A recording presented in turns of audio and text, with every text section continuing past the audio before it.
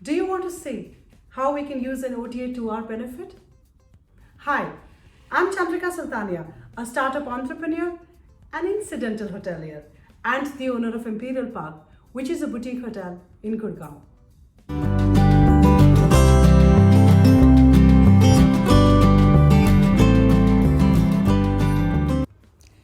In this video, I'm sharing snippets from the panel discussion organized by Happy Hoteliers Club, where we discussed how to use an OTA efficiently and with prudence. We welcome everyone to the HHC Reboot Hospitality episode 20. Today's episode is very powerful. Today's topic, as you very well know, it's on small and independent hotels, what lies ahead. So we have very powerful guest speakers for today. Mr. Randeep Vikram Singh, Mr. Tony Sapra, Ms. Chandrika Sultania.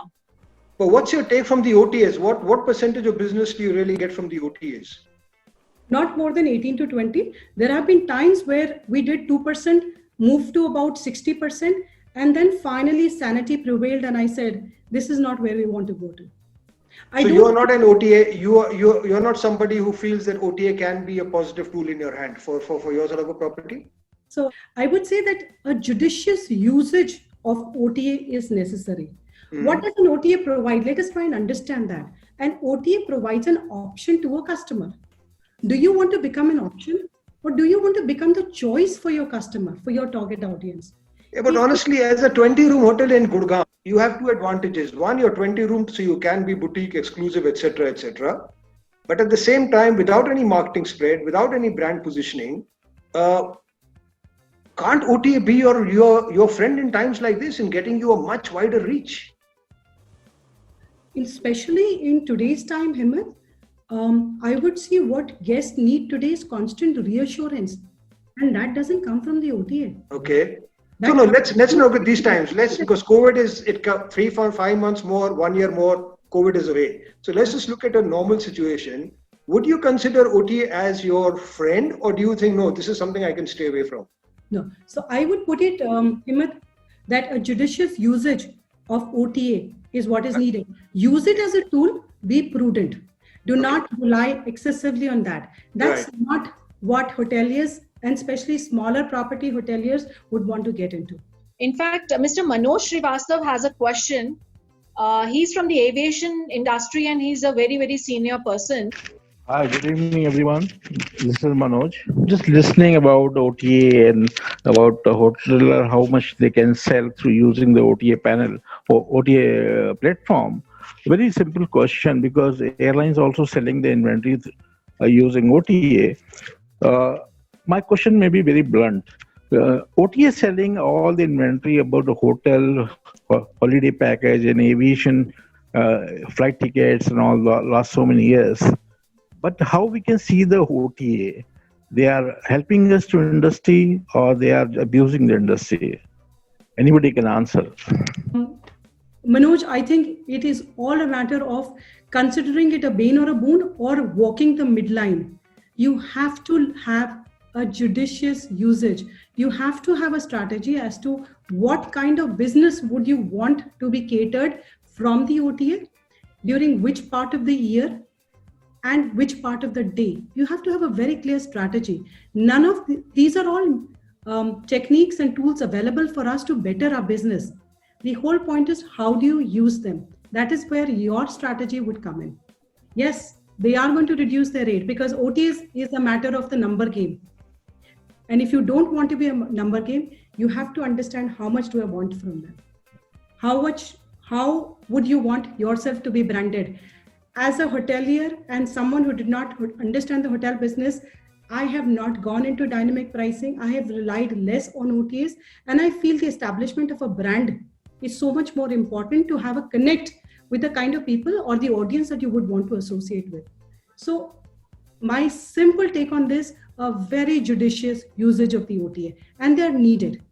You can, under no circumstance, deny their existence or the use that they serve for you. I cannot agree more with you, Chandrika. This is a very aptly put, because this is similar to, quick service restaurants when we talk about Zomatos and Swiggies. I keep, because I'm in the branding and digital space, so I keep telling all my clients not to go that way, but build your own clients, because the moment you go that way, of course, your profits go down. Secondly, your audience is not your audience. Your target customers is just not with you, because everything is, managed by them. So end of the day, you need to have your own database, you need to have your own customer base, and you need to do all the gratification around your customer, because your customer is your customer, because they are actually feeling your product, whether it's a hotel or food.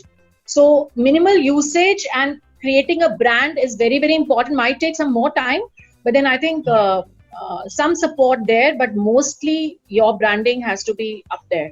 That has to be a very clear outline, I feel personally also, And also, we must understand that if OTAs exist today or aggregators exist today, it is because we have given them reason to exist, and perhaps somewhere we have refused to take on challenges of building direct rapport with the guest or not engaged in excessive self-branding exercises.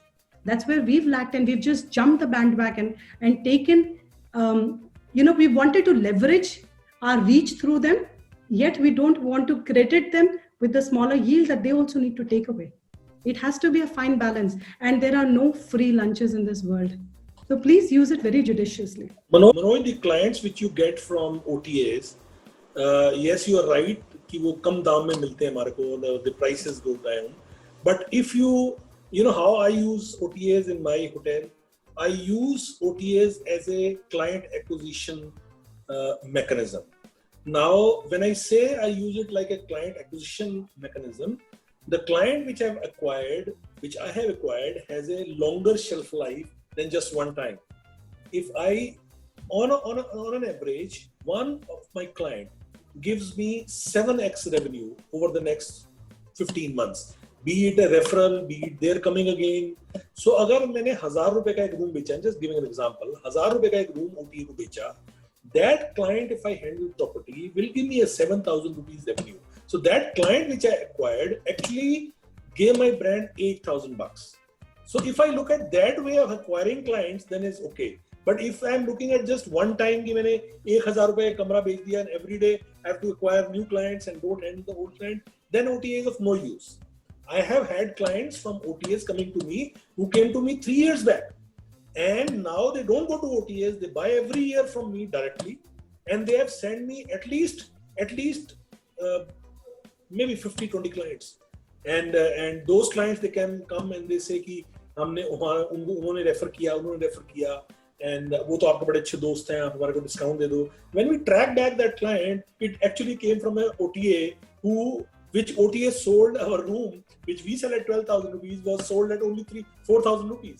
But at that time, we did not think it's a 4,000 rupees client. We thought it's a 12,000 rupees client, but he has come in for 4,000. Okay, now let us treat it like a good client and take him forward and engage him with your brand. So it is what you do with the clients is more important than just getting a client from the OTA. I think very well said, Tony. The idea is to take leverage from these OTAs. That's the whole point. And then after that, how you engage with a guest in offering him tailor-made solutions that he would prefer to book with you directly, be it travel, be it hospitality. So great. I think, thank you, ladies, gentlemen. I think we've covered a lot of ground. We've sort of been across a whole plethora of questions. So I'm going to request Tarandeep, please, to come in, and I think we are very much on time, Taran. Yes, so, yes. Thank you so much. Thank you so much for this very, very energetic and lively episode. I think this is one of our best, liveliest episodes so far.